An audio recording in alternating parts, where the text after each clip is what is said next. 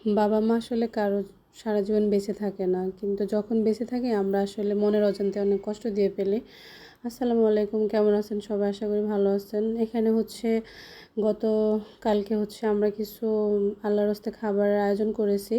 এই যে মুরগি মেখে নিচ্ছি, এটা বৃহস্পতিবার রাত্রে করে নিলাম।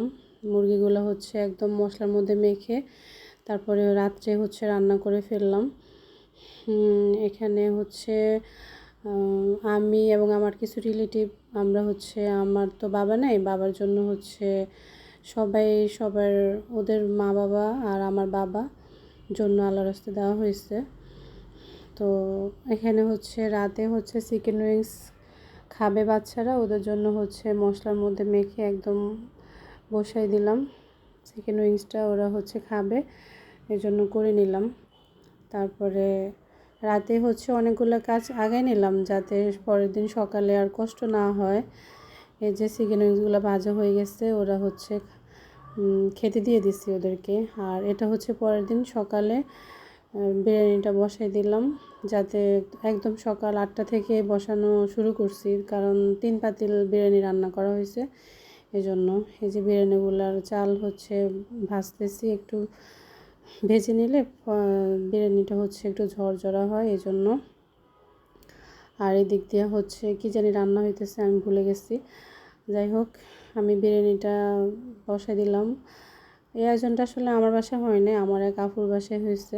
আমি রান্না করছি, উনি সব কেটে কুটে দিছে, আমি রান্না করছি। এই যে বিরিয়ানিটা আর এদিকে বাসার জন্য আর কিছু রান্না করা হবে। এক পাতিল বিরিয়ানি হওয়ার পরে আমরা আস্তে আস্তে বক্স করে নিতেছি, যাতে বাইরে ফকিরদের দেওয়া যায়। যেহেতু বাসায় কাউকে ডাকা হয় নাই, বাইরে সবার জন্য মানে প্যাকেট করে নিচ্ছি। এই তো এখানে আরেক পাতিল রান্না হচ্ছে। আর এখানে বাসার জন্য চিকেন দিই নেই, ডিম ভেজিটেবলসটা করছি চাইনিজ। আর এখানে তো আরও মুরগি আছে, আরও বিরিয়ানি হবে, যেহেতু 3 পাতিল বিরিয়ানি করব।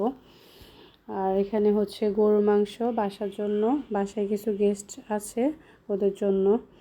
আমি ভেজিটেবলসটা করে নিচ্ছি, ডিম আলাদা করে ভেজে নিলাম। তারপরে এখানে যা যা দেওয়ার আগে আদা রসুন দিয়ে একটু মশলার মধ্যে কষিয়ে নিলাম।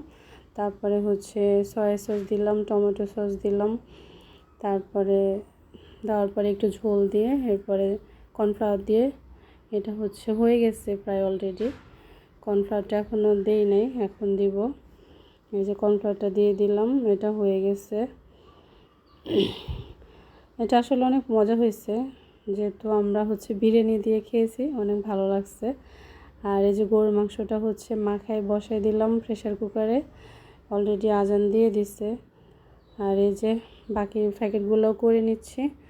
তো সবাই আসলে আমার বাবার জন্য, ওনাদের মা বাবার জন্য দোয়া করবেন, যারা কবরবাসী আছে তাদের জন্য দোয়া করবেন। আর ভিডিওটা ভালো লাগলে লাইক করবেন, ফলো